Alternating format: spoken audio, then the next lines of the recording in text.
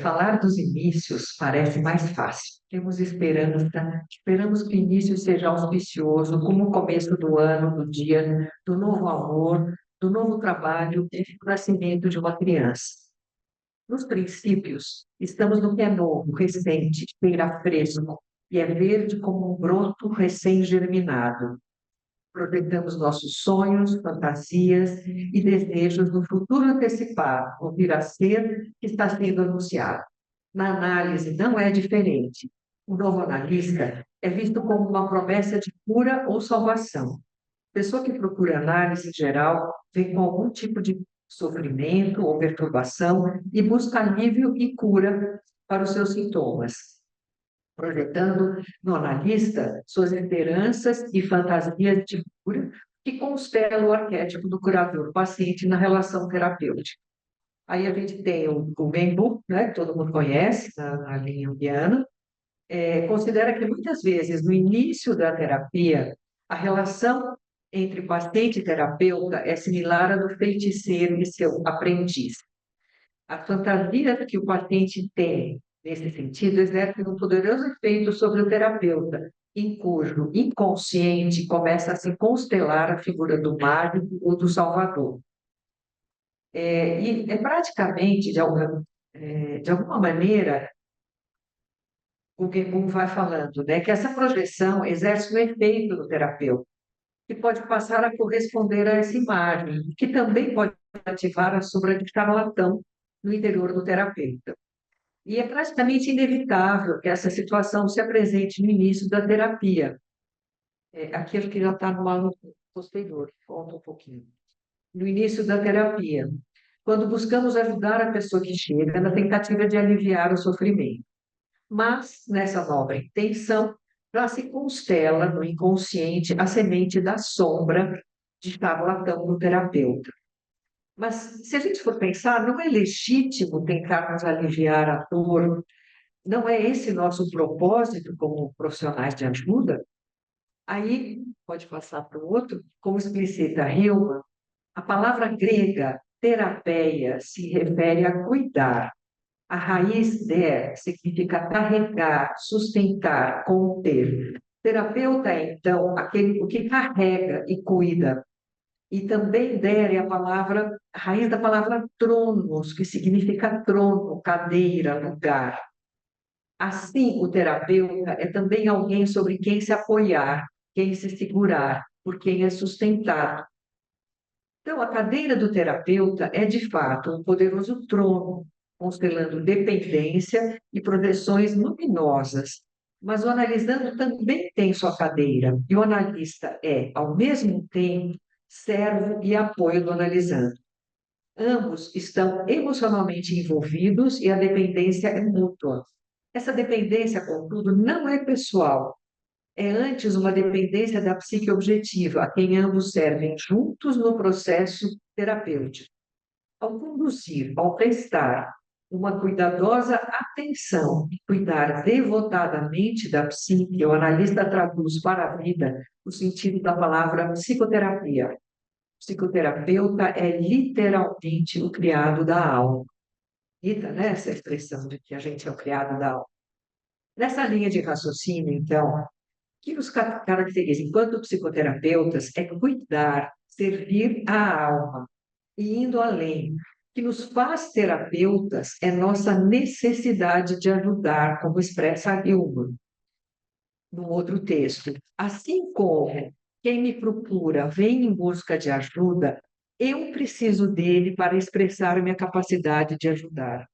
Nesse meu texto aqui, eu acho que eu estou muito preocupada em pensar, não só, né, assim, pensar muito o que nos motiva, né, o que está por trás, como é que a gente vivencia nosso papel de terapeutas, né? O que está atuando quando se inicia, quando chega um paciente novo e quando termina esse processo de análise.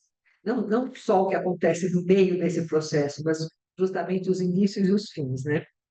Então, é assim que a gente se encontra nas sessões iniciais. Carregamos nossas necessidades, nossas intenções e, por trás, lógico, os nossos complexos para atender aos pacientes que nos procuram. Então, algo já atua dentro de nós antes mesmo do encontro inicial. Ou seja, na análise, a contratransferência já se encontra ativada antes mesmo da transferência chegar a se iniciar. Ou seja, não só o paciente vem com expectativas, projeções, mas a personalidade do terapeuta também vai fazer parte da relação terapêutica, que é algo tão importante como o Jung coloca, não vou entrar aqui, mas só essa frase todo mundo conhece bem, o grande fator de cura na psicoterapia é a personalidade do médico. Então, a partir dessas ideias, a gente pode ver que no começo da análise, esse encontro potencialmente transformador pode ser anunciado ou intuído, que acontece num âmbito muito mais na linha irracional e bem menos na esfera da consciência egóica.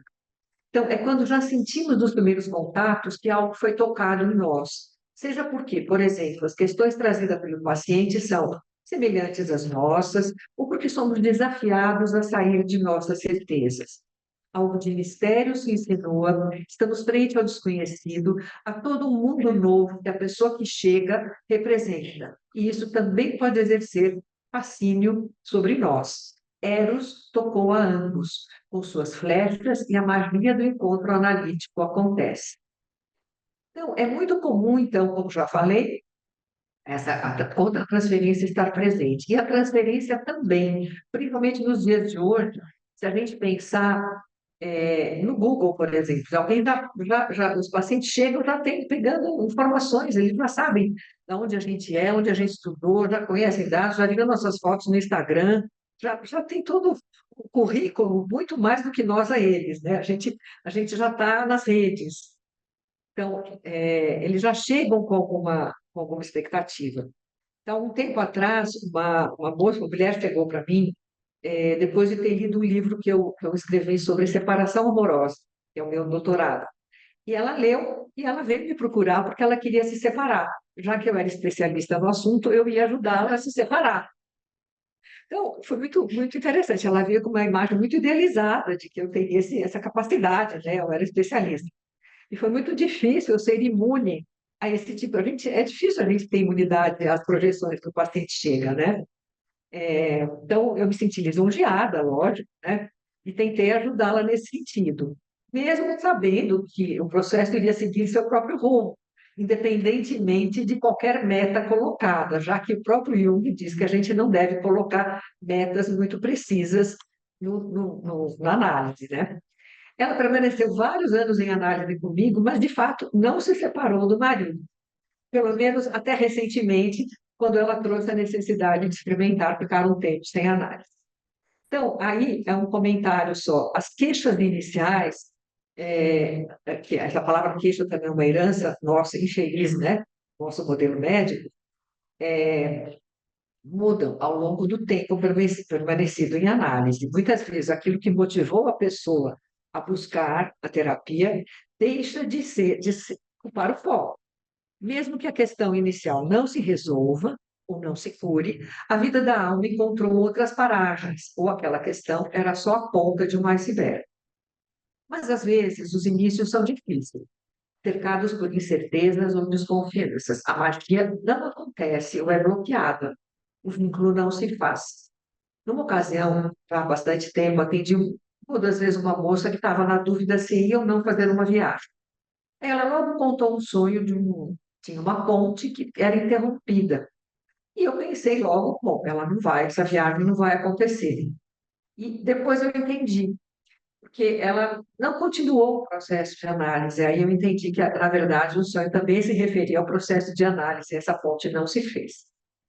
Uma outra imagem também é de uma jovem que me procurou há muitos anos. Ela também trouxe, eu atendi uma ou duas vezes só. Ela logo me traz um sonho que ela tinha tido naqueles dias, eu acho que depois do primeiro contato, que ela sonhou uma águia que estava olhando para ela, a águia estava por trás de um muro e olhava para ela muito fixamente. Foi uma imagem que foi muito impressionante para ela, esse olhar de águia que a mirava fixamente.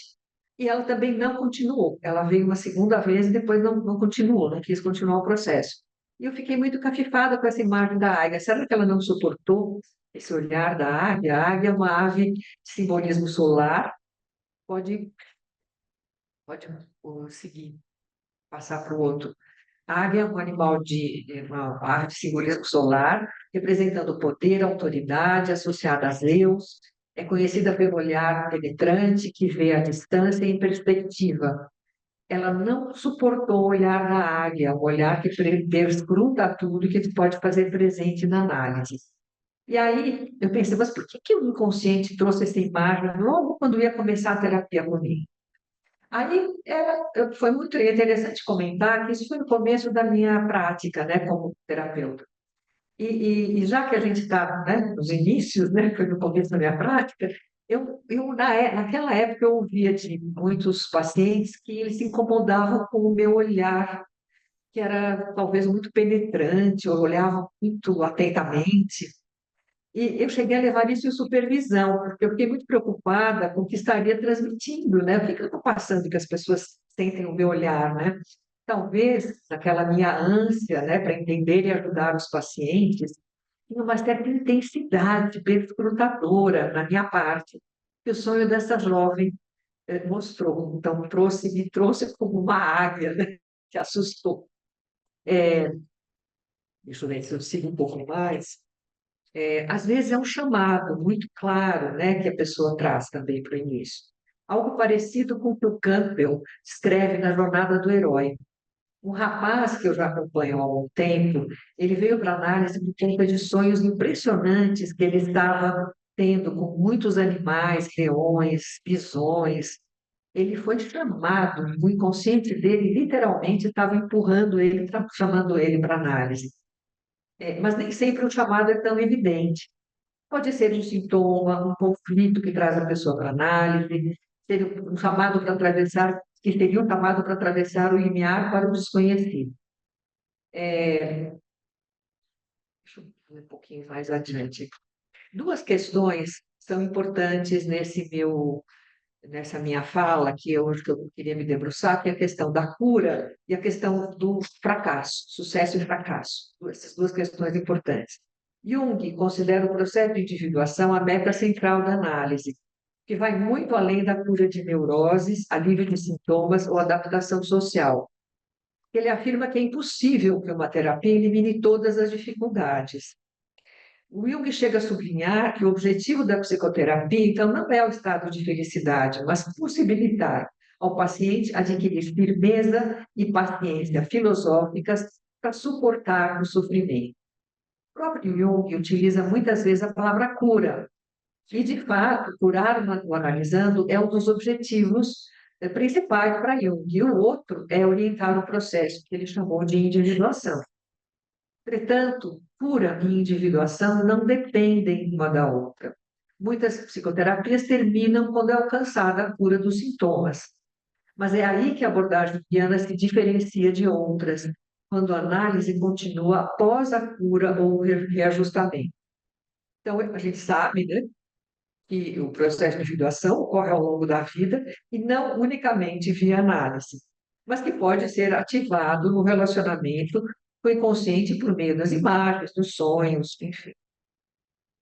Eu percebi claramente em algumas pessoas, depois que as questões iniciais da terapia foram pelo menos atenuadas ou resolvidas, que havia uma diminuição da motivação para continuar, como se faltasse assunto, e a terapia naturalmente encerrada para o paciente, sem mais questionamentos.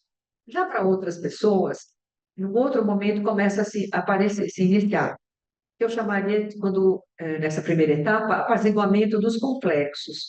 Porque, na verdade, né, a gente sabe, os complexos não são eliminados, eles só se tornam mais conscientes e sua carga afetiva menos intensa e poderosa. E há aprofundamento das mesmas questões, mas com interesse, curiosidade vívidos, uma busca pela descoberta da própria psique. Em geral, o desejo de encerrar parte do próprio paciente, que traz um tema para a sessão, que permite que isso seja discutido. Às vezes, os sonhos auxiliam, e eu costumo pedir para olhar os sonhos para a gente decidir sobre o final ou não do processo. E o que que seria? Eu nunca dei alta para paciente. O que que seria uma alta em análise? Dá para a gente falar em alta na nossa visão de psicologia? A pessoa teria alcançado a individuação? Aí uma pergunta absurda, né? Eu vou dar alta porque a pessoa se individuou. Isso não faz o menor sentido, né, para nós. Então, a individuação não é uma meta que se alcança, é um alvo que é atingido, mas é um processo, né, de diferenciação. Então, na minha opinião, a decisão pelo encerramento tem que ser do paciente, mesmo que seja por alguma resistência ou qualquer outra razão. A experiência me mostrou que nem cabe qualquer tipo de argumentação que pode acirrar as defesas que tenham sido ativadas. Aí, com pouco tempo, vou ter que pular algumas coisas. Uma vantagem em ser psicoterapeuta há mais de 40 anos é ter a oportunidade de acompanhar pessoas por longos períodos e mesmo após a análise. Há pacientes que permanecem muitos anos em análise, como se ainda precisassem da nossa presença em suas vidas. Há também aqueles que, ao longo de muitos anos, têm várias idas e vindas, interrupções, retomadas, de tempos em tempos, como um homem que iniciou sua primeira terapia comigo há mais de 25 anos e, depois de longos intervalos, voltava a me procurar para lidar com outras questões.